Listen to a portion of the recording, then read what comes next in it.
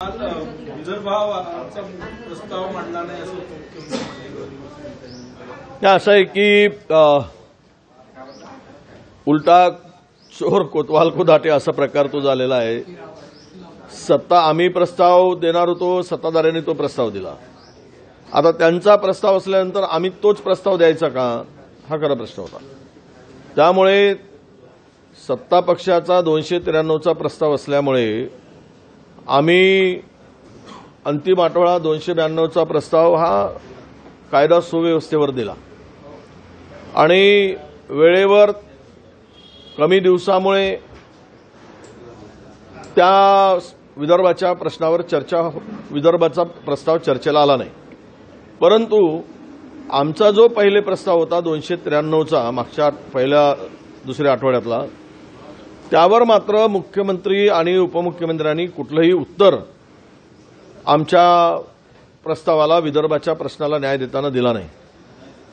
त्या प्रस्तावामध्ये विदर्भाचेच प्रश्न होते, वैधानिक विकास मंडळाचा प्रश्न होता, मिहान औद्योगिक क्षेत्राचा विषय होता, संत्राचा होता, धानाचा विषय होता आणि सिंचनाच्या बॅकलॉगच्या संदर्भातही आमचं भाषण जरा तपासून पहा म्हणा मुख्यमंत्री आणि उपमुख्यमंत्र्यांना, की आम्ही विदर्भातील बॅकलॉगपासून विदर्भामध्ये औद्योगिक क्षेत्रात झालेली पिछाट आणि संत्राचा त्यांनी घोषित केलेला प्रकल्प तो अजून का सुरू झाला नाही। 20,000 कोटीचा प्रकल्प भद्रावतीला त्यांनी कोळशाच्या आधारित घोषणा केली, त्याचं काय, त्या संदर्भात काय झालं आणि मिहानमधून गेलेल्या प्रकल्पाच्या संदर्भात चर्चा झाली। परंतु सरकारला विदर्भाच्या आणि विदर्भातील लोकांसाठी काही द्यायचंच नव्हतं। त्यांना कोणी त्यांचे हात बांधले होते, कोणी त्यांना थांबवलं होतं।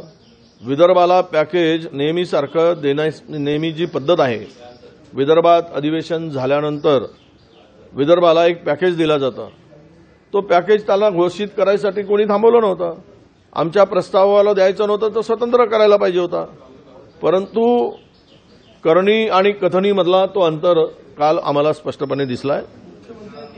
श्रद्धा आणि सबुरीचा सगळ्यात पाटलांना का आम्ही प्रयत्न करतो, आंदोलन करू नका ना। आता तो विषय एवढा क्लिष्ट झालाय की मी सुरुवातीपासून माझी भूमिका होती की तुम्ही संविधानिक दृष्ट्या त्यांना आरक्षण देऊ शकत नाही। त्याला जोपर्यंत तुम्ही त्यांचं बॅकवर्डनेस सिद्ध होत नाही सोशली आणि एज्युकेशनली, तोपर्यंत तुम्हाला कुठलाही आरक्षण देण्याचा अधिकार नाही। तो अधिकार केंद्राला आहे, राज्याचा प्रस्ताव पाठवावा लागेल एखाद्या, पण त्या संदर्भात सरकार तारीख पे तारीख त्यांना देत गेले आणि ते संकट स्वतःवर ओढवून घेतलं आहे।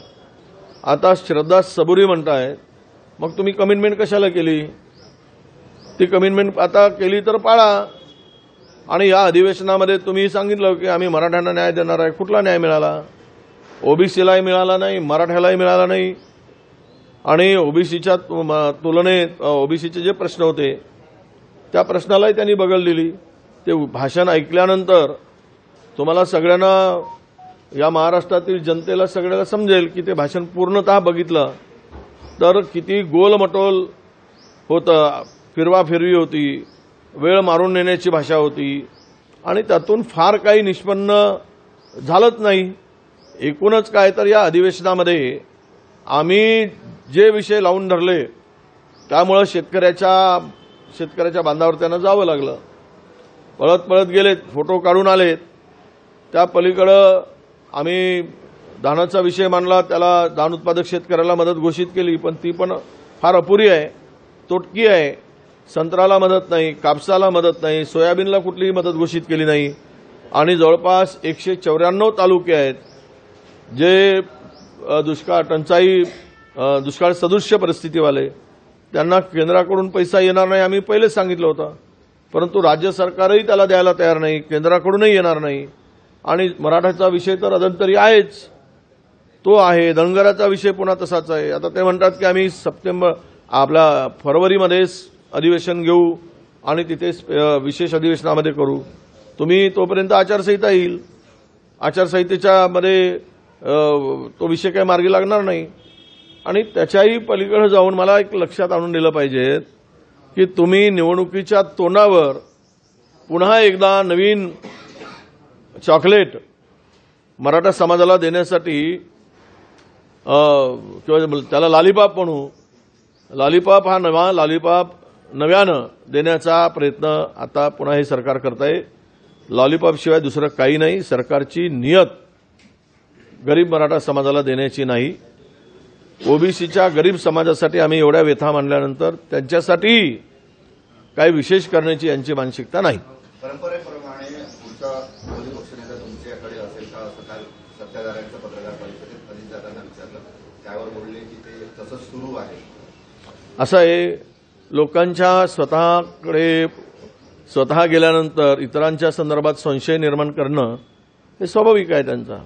कारण हम तो बदनाम हो सनम तुम्हें भी बदनाम करेंगे हा त्यांचा फंडा दिसतो. त्यातून मी वारंवार आता ते काय टेप घासत राहायची काय, आणि त्यांना काय म्हणायचं आहे, महाराष्ट्रातली सत्ता त्यांच्या हातून गेलेली आहे. जनता ही कोणत्याही परिस्थितीमध्ये या त्रिकुटांच्या हातात सत्ता देण्याची मानसिकता नाही आहे, त्यांची तयारी नाही, देणार नाही हा विश्वास आहे. आणि त्यामुळं पुन्हा असं काहीतरी बदनाम करायचं काँग्रेसला आणि नेत्यांना बदनाम करायचा, हे आता धंदे बंद केले पाहिजेत अजितदादांनी. असं बोलणं, प्रश्नार्थक बोलणं, तुम्ही गेलात सुखी राहा, दिल्या घरी सुखी राहा, पण दुसऱ्याकडे मात्र नजर टाकू नका, हा आमचा त्यांना सल्ला आहे. आगामी काळात आहे की मराठा आरक्षण मिळालं नाही तर आम्ही निवडणुका होऊ देणार. सरकार, मुख्यमंत्री आणि जरांगे हे बघून घेतील. मला वाटतं की तो त्यांचा प्रश्न आहे. आता त्यामध्ये आम्हाला पडण्याची गरज नाही. आज भाजपचं आंदोलन आहे, उपराष्ट्रपती यांची निमित्त केल्याप्रकरणी ते लोक आंदोलन करणार आहेत. एकीकडे विरोधकांना निलंबित 142 खासदारांना निलंबित केलं आणि पुन्हा कशाचं आंदोलन बोंबलाचा. म्हणजे तुम्हाला लोकशाहीचा गळा घोटायचा आणि गळा फाडतपर्यंत पुन्हा रस्त्यावर बोंबलायचा, हे धंदे बंद केले पाहिजेत. लोकांना मूर्ख बनवायचं तरी किती बनवायचं. म्हणजे काही हे हुशार आहेत आणि जनता मूर्ख आहे असं गृहीत धरून जे काही हे आंदोलन करतायत हे लोक, आता तुम्ही उतरा. येणाऱ्या काळात तुम्हाला रस्त्यावर आंदोलन उतरले की लोक तुम्हाला तुमची जागा दाखवतील, रस्त्यावरच लोढवतील, हे लक्षात ठेवा. आगामी काळात कोण मुख्यमंत्री होणार हे सांगता येणार नाही. सगळ्यांची अच्छे दिन येणार. फडणवीसांनी असं म्हटल्यामुळे भाजपमधील लोकांच्या तर आशा पल्लवी झाल्या. म्हटलं अजितदादा आणि एकनाथ शिंदेचा काय होणार असा प्रश्न. हे बघा, सत्तेसाठी वाटेल ते, हे आत्ताचं सरकार सत्तेसाठी वाटेल ते. त्यांना ना पक्ष, ना विचार, ना आयडिओलॉजी, ना कुठल्याही, मला वाटतं की ना कुठलाही इथिक्स याच याकडे आहे असं मला दिसत नाही. सत्ता ही यांच्यासाठी सर्वोच्च आहे आणि ज्या लोकांना सत्ता सर्वोच्च वाटते त्यावेळी जनतेला पायदळी तोडण्याचा किंवा हुकुमशाही प्रवृत्ती सुरू होते. आणि मला वाटतं की राज्यामध्ये तुमची सत्ताच येणार नाही तर मुख्यमंत्री कोणाचं काय ठरवत आहे. सत्तेतून बाहेर लोकांनी काढायचं ठरवलं आहे. मुख्यमंत्री हा काँग्रेसचा होईल, महाविकास आघाडीचा होईल, काँग्रेसचा होईल आणि महाविकास आघाडीचा होईल. हे तेवढंच करा. ज्यांचे जास्त निवडून येतील आमदार त्यांचा तो मुख्यमंत्री महाविकास आघाडीमधला होईल. महाराष्ट्रात आता तिसरा पक्ष फुटणार आहे असं जयंत पाटलांनी म्हटलं. महाराष्ट्रात आता तिसरा पक्ष फुटणार आहे असं जयंत पाटलांनी दावा केला. तर मला माहित नाही कोणता पक्ष आहे. कदाचित होऊ शकतात उरले सुरले जे आहेत. तिसरा शब्द वापरलाय त्यांनी. आता ते तिसरेच आहेत ना, ते तिसरे नाही का, ते तिसरे त्यांच्या संदर्भात कदाचित त्यांच्या डोक्यात असेल. सभा नागपुरात होती 28 तारखेला, तयारी सुरू झालेली आहे. स्थळ ठरलं का काय? नाही, स्थळ आज फायनल होईल. 2 स्थळ जवळपास निश्चित झालेले आहे. त्या 2मधून एक स्थळवर आता काम सुरू होईल. आम्ही 2 स्थळांची परवानगी घेतलेली आहे आणि 2पैकी एका स्थळावर पार्किंगची व्यवस्था वगैरे सगळं बघून काम सुरू होईल. आणि मला वाटतं की ही मोठी सभा होईल. स्थापना दिवस आहे काँग्रेसचा. सर्व आमचे शीर्षस्थ नेते येणार आहेत. त्यांचा मुक्कामही कदाचित पहिल्या दिवशी असणार आहे. आणि या नागपूरच्या भूमीमध्ये ना भूतो ना भविष्यती अशी ही सभा या स्थापना दिवसाच्या निमित्तानं करण्याचा निर्धार आम्ही सर्वांनी केलेला आहे आणि त्याच्यात तयारीला लागलो आहोत. जिल्ह्यातून लाखोच्या संख्येनं लोक येणार आहेत आणि 50 एकरचा ग्राउंडसुद्धा कमी पडेल अशी एकूण आम्ही तयारी केलेली आहे. तुम्ही कुणबी प्रमाणपत्र स्वीकारणार का यावर मुख्यमंत्री आणि उपमुख्यमंत्री यांनी उत्तर दिले का आम्ही नाही स्वीकारणार? नाही, असं आहे की कोणी मला माहीत नाही, पण एक आहे की ज्यांच्याकडे पुरावे असतील तर त्यांना द्यायला आमचा विरोध नव्हताच, तो दिला गेला पाहिजेत. पण विदाऊट पुरावे देत असाल तर ते टिकणार नाही, याची काळजी घेतली पाहिजे. पुण्यात अजितदादांच्या एंट्रीमुळे भाजपचे काही लोकांमध्ये आमदारांमध्ये धास्ती निर्माण झालेली आहे. त्यांचं रिपोर्ट कार्ड त्यांना तिकीट मिळणार का? अरे लोकसभेपर्यंत हे एकामेकाच्या तुझ्या गळा माझ्या गळा गुंफू मोत्याच्या माळा चालेल, मग तुझा गळा कापून माझा गळा कापू आणि पाल तुम्ही काय होणार आहे ते. लोकसभा उद्या कोणाचं स्थान कुठे दिसणार आहे, कुठे शिंदे कुठे पवार. जरा लोकसभापर्यंत यांच्या डोक्यावर हात पाठीवर हात फिरवणं सुरू आहे आणि हे सुद्धा नंदीबैलासारखे वा वा वा पाठीवर हात फिरवून घेत आहेत. त्यानंतर पाठीवरचा हात कुठे जाईल ते नंतर कळेल. लोकशाही मराठी ऐका, पहा, जागरूक रहा.